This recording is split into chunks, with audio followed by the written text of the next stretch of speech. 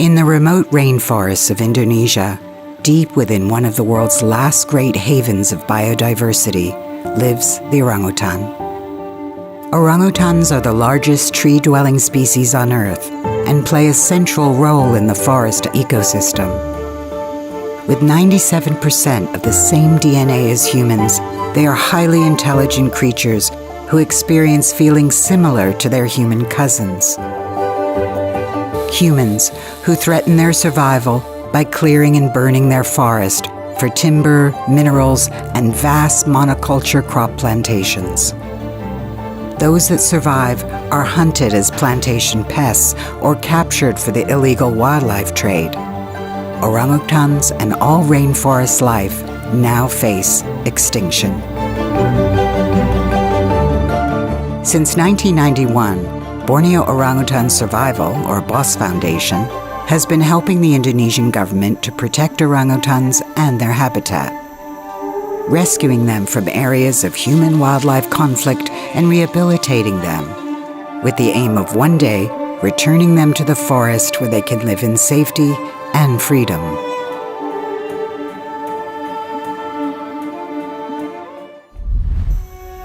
BOS Foundation works in Kalimantan, the Indonesian side of the island of Borneo, operating 2 centers for orangutan rehabilitation. The largest center is located at Nyaru Menteng in central Kalimantan. The other center is located at Semboja Lestari in East Kalimantan. Together, these centers care for almost 600 orphaned orangutans. Orangutans are commonly rescued from deforested areas, mining sites, plantations, and villages. Those who are old enough to survive on their own can sometimes be relocated to safe areas of forest. But many young, orphaned orangutans end up in the illegal pet trade and are often kept in terrible conditions. Together with local government, a rescue team sets out to confiscate a baby whose mother was killed and bring it back to the center. This baby may suffer from trauma and poor health, requiring medical attention. A thorough evaluation determines if the newcomer has any contagious diseases that may infect other orangutans at the center. After 3 months in quarantine, the young orphan finally joins the others in the rehabilitation program. Orangutan mothers raise their offspring for 8 years, teaching them the skills they need for a life in the forest. Without this vital bond, the babies are unable to survive on their own in the wild. At BOS Foundation, human surrogate mothers take on this role, preparing the orphans for a life beyond the rehabilitation center. The under-2s start in the nursery, where they learn to climb, make friends, and explore, rarely straying too far from their babysitters. Then, in forest school, the orphans improve at foraging for food and making nests, learning directly from their caregivers. Just like children, they need help, and just like children, they won't go far without a regular meal. Orangutans who complete forest school graduate to pre-release islands, where they spend up to 2 years putting their skills to the test under the watchful eyes of the technicians. Detailed behavioral data is collected to determine when an orangutan is truly ready to go it alone.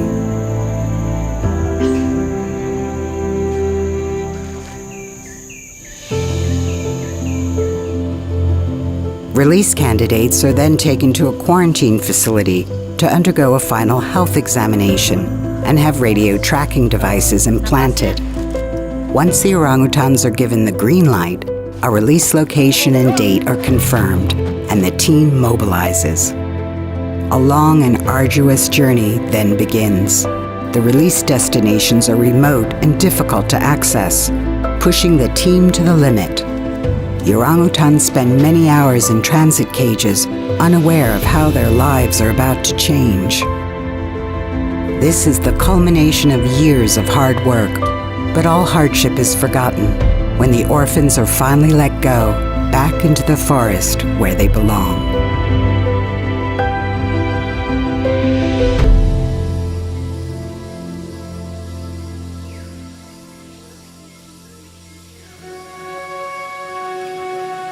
Finding forests that can support new orangutan populations is challenging.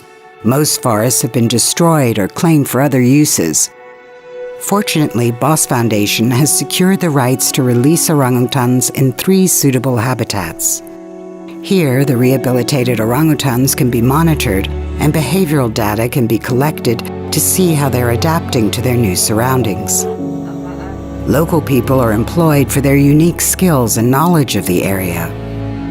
And local communities surrounding the forest are informed about their new neighbors and how they can help protect them. BOS Foundation's monitoring data allows the team to assess the strengths and weaknesses of the reintroduction program, always looking for ways to improve.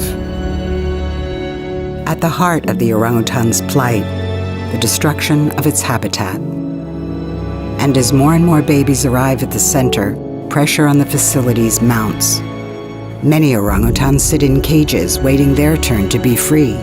Others, too old or unfit for the wild, desperately require alternatives to the cages they occupy. New pre-release islands are sorely needed, as well as new protected areas and release locations.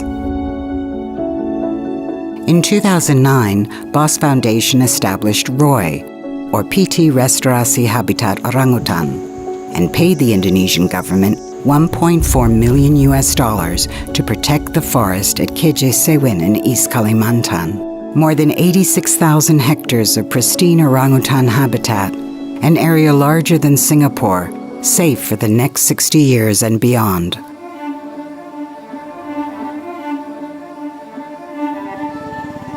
BOS Foundation also manages 309,000 hectares of peat swamp forest, an area twice the size of London, home to one of the largest remaining populations of wild orangutans on Earth. The BOS Conservation Forest is a critical carbon reservoir that must remain intact. Failure to do so will not only impact the orangutan, but also the entire planet by contributing to climate change. Together with local communities, BOS Foundation is helping reforest degraded lands and re-wet degraded peatlands through blocking drainage canals, reducing the risk of habitat loss in the future. The BOS Conservation Forest demonstrates what can be achieved when everyone works together. The people at BOS Foundation are dedicated to protecting the orangutan and their habitat. Never has orangutan conservation been more urgent and more globally relevant, as we come to understand that the survival of this precious species is interconnected with our own.